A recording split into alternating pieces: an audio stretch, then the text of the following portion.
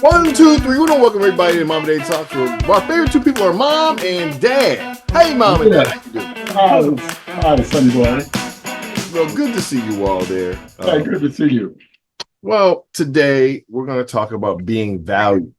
And the reason why it's centered around that, Corey Hardrick reflects on being valued while working with Tyler Perry. He paid me the most I've ever made in a film for 3 weeks. Mm-hmm. Megan Good also shared those same things of being properly compensated for her throughout her 3-decade career.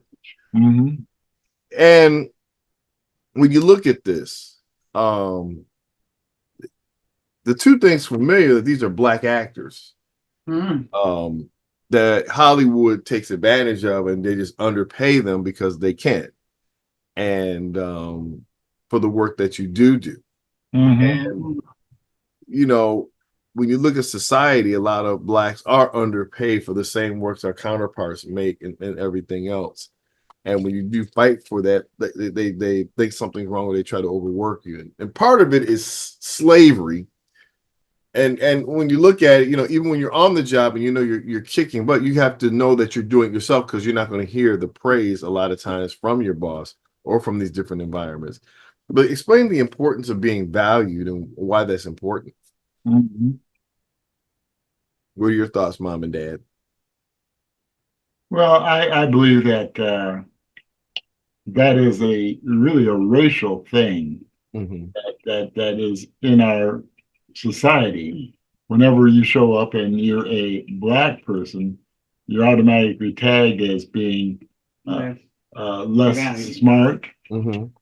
less valued, don't know what you're talking about, Mm-hmm.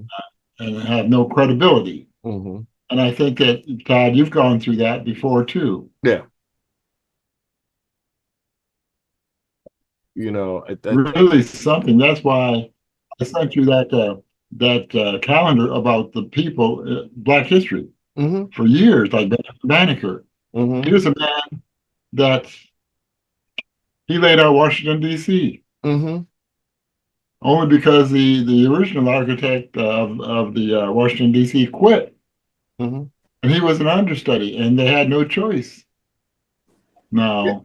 Yeah. And so, we're talking today right now, folks, about being valued and the importance of being valued. And, we took apart, the whole thing of Corey Hardrick reflecting on being valued while working on the set of Tyler Perry. And unless you have businesses or just businesses to value people as people and paying their fair share. You see a lot of women, a lot of people, and then you see some people overcompensated for doing nothing. Mm-hmm. And you see that too in high positions. So Hantie or Mom, what are your thoughts on being valued, especially as women? Do you always feel valued in society? Or do you feel that you're properly compensated for what you've done? Oh, I guess you guys have been. Well, I don't.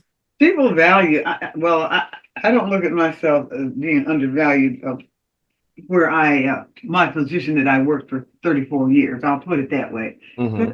Everywhere I go, in stores, everywhere I go, somebody stops me. Mm-hmm. And and saying, I know where you work. Mm-hmm. My husband will take over just a second. Well, for years and years, Black women have not been valued as being a pretty women. Mm-hmm. And, in the Black Power movement, that's when the whole nation started realizing Black women are pretty women. And I have to add to that, even though it's young living through that, you see posters. You didn't see too many posters of Black women looking sexy or beautiful, or in magazines at the time frame. Magazines are dead, but BET started to show Black women in a different light, where they were pretty, and it started to change society a little bit. You start seeing more of it.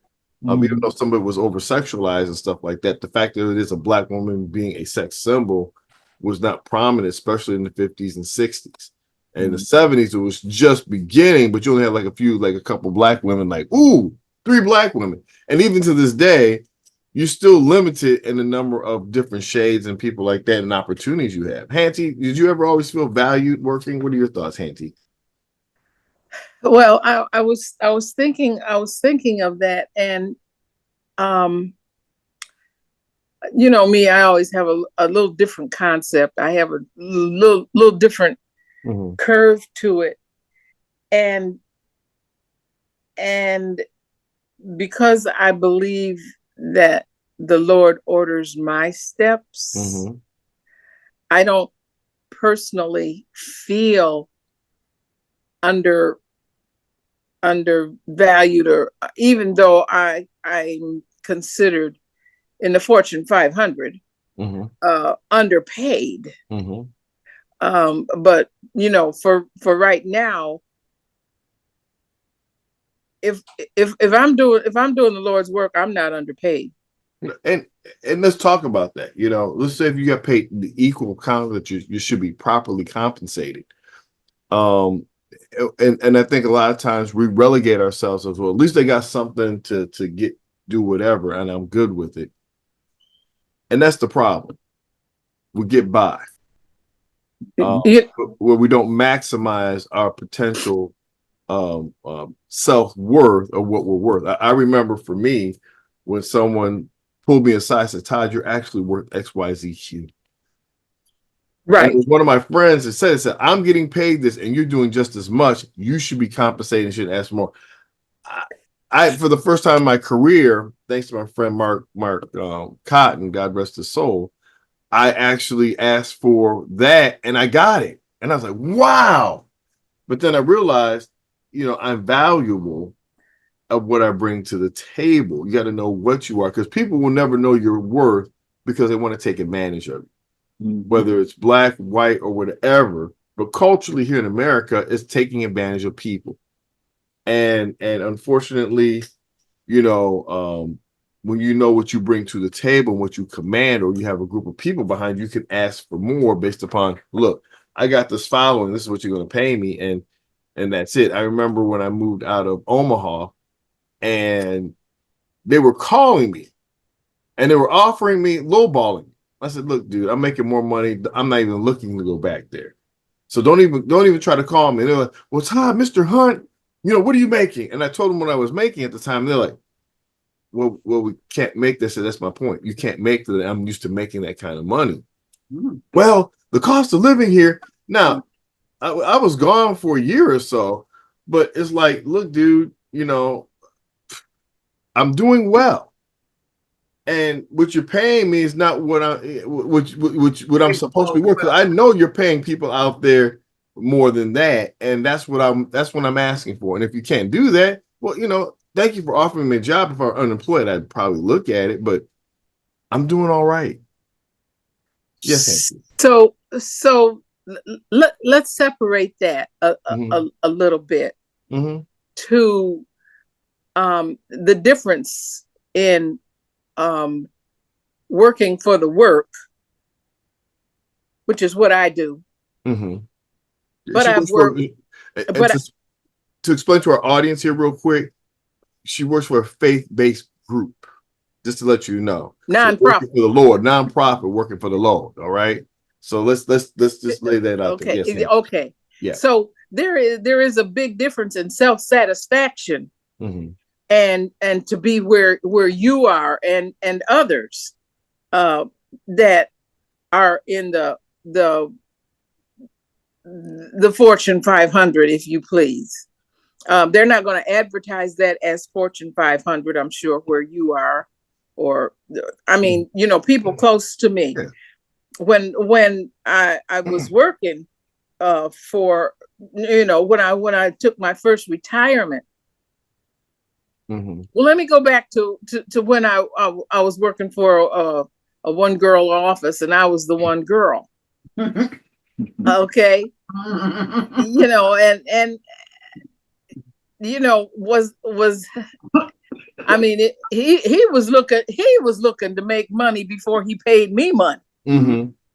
Okay, which is a big difference in, I was just looking for a part-time job to keep my kids in Christian education. Now, when you put those two things together, and you just looking for a job, as opposed to a profession, such as yours and your cousins, that's what I am. That's what I'm touched with now. But see, can I add to this? I think it's a great conversation. But Hantie, you have a profession. You went to school for this. And what I'm saying is that you are valuable, and people are taking advantage of your value because you add more than what you do. And now we may not see, because you got to, it's how you see yourself, right? Right. And that's really what it is. I am XYZQ, right? Now, in doing that, do I do more than what other guys do? Of course, because I like to make a difference in life, right? And that's what you're saying. I enjoy what I'm doing. However, you're still getting underpaid for all the things you really do for that. You see what I'm saying? Correct. But being that people take disgruntled advantage of. They still not being taken advantage of, and they know that I feel that way. They're still not gonna pay me. Well, let's look at it this way. When people know that they have you over a barrel, it's kind of like this. Let's just change the subject just slightly. If a woman doesn't have an option in her marriage, the dude will abuse her. That's true. Okay. And they will abuse her because he thinks that, well, her self-worth is me, not her. So it's a selfish thing, right? But if that dude knows that woman has options, he's going to be a little careful how he approaches stuff. I'm going to tell you. Right. My Hantie and my mom, you're good looking ladies. So dudes are going to look at you. It's going to make some dudes feel uncomfortable. Now, my dad has always been secure as a man because he knows who he is. Right? He knows his value, right? But at the end he knows what he lives with. You know what I'm saying? But however, right. Well, moving right along. Yeah, moving right along here. We're going to change the conversation just a little bit. Yeah. We live in the Midwest. Mm-hmm. In the Midwest, people of our color do not have the same opportunities. Yes, other people have. Now, for us to have an opportunity, we have to go to the East Coast, to the West Coast. Correct. In order to get opportunities. I'm thinking, I'm a retired teacher. The smartest kid that we ever had in our class had to, well, he's a lawyer now. He had to move out of Niles, Michigan in order to be successful. Correct. In order to make a profit. Correct. And make money. Correct. Because to find his worth. Right.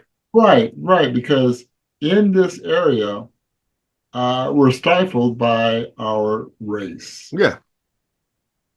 I had to leave my area for me to make it. My talent would not survive in that area because of the color of my skin. That's just a fact. That's correct. And that's what, the fight is like, beyond self-worth is the fact that just pay me like you're paying everybody else equally. What's wrong with that? What's wrong with that, folk? Paying this guy this, you're pay him all the same. Not only is your color the worth of in the color range, it's also in the gender. And I look at this country not wanting to accept a woman to be a president of this country. Right. You see, it a Caucasian lady was up running, and they didn't want her on some reason. So it was the gender. Now we're about ready to have another election with a lady of color that could possibly be moving into that range of being over the country. And the country does not want to accept her gender or her color. And she's a smart lady, and she's worth her she's worth. And let's just be real. We have antagonistic views of historical reference of this has been a male dominant society. And at the end of the day, guys who feel insecure themselves don't like people to rival them, no matter gender, color, or sex. And so it gets worse. So you divide those people even more. You're not trying to make something better. You're just trying to maintain dominance to make you feel comfortable with your ego and not trying to make a difference in the world. And I think that that's the dilemma of this country that we're facing right now, is people are worrying about dominating and placement rather than what's best for the country For the country. for whatever Right. school systems. Because let's just be real. I always say this all the time on this show. The school systems are jacked up on purpose. You can't have that many smart people and this accidentally happen. Oh, You see what I'm saying? That's too many smart people. I can change the school, and I tell this all the time on the show. I've done it before. Okay. And it is not that hard to do because it just takes disciplinary tactics that people are willing to work. Now, a lot of people are just lazy. Just be honest with you. They're just lazy and they talk well and they make people feel good who are in charge. And that's really why people get compensated. They just make them feel more comfortable. And unfortunately, a person of color like me, all they see is Eddie Murphy. They don't feel comfortable with me in the room talking. They look at me as a joke. So even if they do speak truth, even though it is correct, they got to get over their own issues of, hey, you know what, of their own prejudices. Even if they have black children, it's just, that's the part that we have to understand. Martin Luther King said the content of our character. right. Your actions determine who you really are, not what you say. You can say anything, but the reality is Bear Bryant says I'll never forget, they didn't have a black player on their team until we found one smart enough. Never forget that. They saw it on that about the black athletes. Until that black athlete ran on them, that next year they got a black. Mysteriously, they found someone smart enough and good enough to play for You mean a quarterback? them. That was a running back, I think. Running But back. the whole point I'm saying is, at the end of the day, it's not that they can't find it, it's that they don't want. Even with the fact that history has shown with the Negro leagues, when the All-Stars played the All-Stars of white baseball, history, that's why they're claiming the records now of the Negro leagues, what they were disseminating for years. Oh, they weren't good at, but when they would just play together, they found the Negro leagues whooped up on them. So really, So they better Jack hire some Robinson, Negroes. yeah, Mhm. Jack Robinson really Something. was a safe pick. It wasn't like, oh man, we're gonna do it. It's like, dude, we just have to pick the guy who's gonna be okay where they feel comfortable with. And that's always been the thing. I gotta feel comfortable with Todd Hunt, Del Hunt, Myrna Hunt, Karen Alford. You can't be yourself. It's like a comedian said, you can't be black all the time. Society won't allow you to do that. You can't be a woman all the time. Society won't allow you to do that because it makes other people feel uncomfortable. Well, any last thoughts before we move on, folks? Well, That's a wide subject. you can talk a long time on that. I had probably a 2-hour conversation with my son last night, and he brought out so many points that I never thought of. And I was born in this era, and he brings it forward. Yeah. And for it to be in my conscience, but I don't think about it the way he does because I was born and raised in it. Yeah. You were dominated in it. You went through Jim Crow. Right. So for you just to get a regular job, man, was the come up. But my generation is, you know what? I can do more than this. Let me do it. So it's not just a job. It's that's the difference. Right. That's the part that I may not have. Affirmative action, where companies were looking for qualified black people. And now, under Reagan, affirmative action was gone. So they don't even have to look anymore. Right. And at the end of the day, that's where you have some companies where I just don't want black people in it. And you have people like that. And they're like, so I'm not ever going to get opportunity to work if everybody blocks you out until someone says, hey, you know what? Like baseball, let's bring these black people in so I can have the advantage.